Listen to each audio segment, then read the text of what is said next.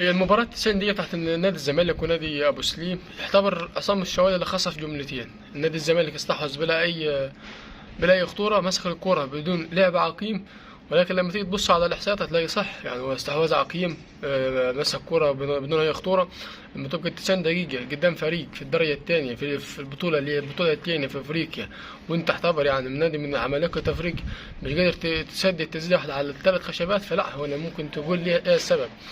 انت لما تبص تلاقي فريق ابو سليم قدر يقفل لعبه، قدر يضيق مساحاته قدام نادي الزمالك، واللي ساعدوا على تضييق المساحات وساعدوا على ان الفريق ابو سليم يظهر بالصوره اللي احنا شفناها دي هو لعيبه الزمالك اللي كانت تعتبر المباراه كلها بتلعب بعرض الملعب، بتلعب براحتها، مفيش استعجال، مفيش سرعه في الاداء، مفيش رتم عالي، لا لعيبه الزمالك ريحت فريق ابو سليم.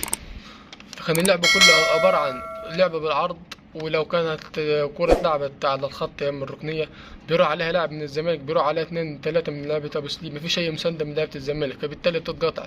وحتى لو لا قدر الله الكرة اتلعبت في العرضية مفيش راس حربة بتلقاها فبياخدوها هم. فكان اللعب كله عبارة عن لعبة بالعرض وتعرضيات ملهاش أي معنى.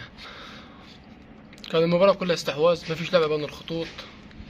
وبرضه يعني لعيبة أبو سليم اختارت طريقة لعب سهلة قدام الزمالك، إن هما بيلعبوا بدفاع متأخر وبيلعبوا كلهم دفاع كتلة واحدة، فبالتالي مفيش حتى سرعات لقدام، مفيش أي حد يستغل سرعاته، مفيش أي حاجة من الكلام ده. انت لو بصيت المباراة كلها الشوط الأول هتلاقي مفيش غير فرصة واحدة اللي خطيرة من الركنية اللي هي بتاعت شيكابالا اللي اتلعبت ولعبها عمرو السيسي جت جنب القائم الشمال للحارس. انما باقي مفيش اي خطوره تذكر للفريق الزمالك، وده يدل على ان انت لما تبص في تشكيله الفريق هتلاقي ان صح يعني كتر خيرهم. مين هيلعب؟ انت المباراه كلها مفيش غير 2 لعيبه او 3 لعيبه اللي ممكن يوصلوا للجون، سواء كان شيكابالا والسن برضه يحكم او مع احمد سيد زيزو بعد الشيء، واما عدا اوباما فما كانش في حالته، ما كانش في يوم، او مش هو اوباما اللي مثلا صناعه لعب مش هو. ولكن لما تيجي تبص على الخط في خط النص فهتلاقي واحد زي عمرو السيسي ما بيقدمش لا ابيض ولا اسود، واحد زي دونجا ما بيعملش حاجه غير فاولات، واحد زي مثلا عمر جابر هو اللي متعرفش هو بيعمل ايه في نص في الباك اليمين، ولا شفت له العرضيه الماتش كلها. واحد زي حمزه المسلوسي هو دفاع بس، واحد زي محمد عبد الغني الله يكون في عونه، واحد زي محمد عبد الشافي يعني لاعب السن وكده كده رجليه بعيد عن الملعب، فبالتالي هو ده لازم يكون موجود. ولكن انت الفريق كله بصراحة ما فيش.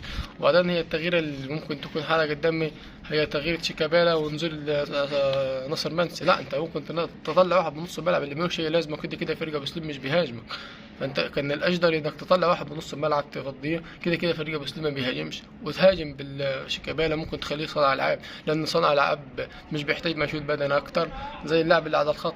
وبعدين انت احمد سيد زيزو بيلقح على اليمين، ملقح على الشمال ليه؟ انت طول عمرك احمد سيد زيزو طالما تلقح الشمال ملوش اي لازمه، فانت مش عشان تحط لي شيكابالا تموت لي واحد زي احمد سيد زيزو، لا انت لا شايف مين الافضل، مين اللي هتديك قوه فعاليه هجوميه اكتر احطه بقانه والباقي احطه هنا.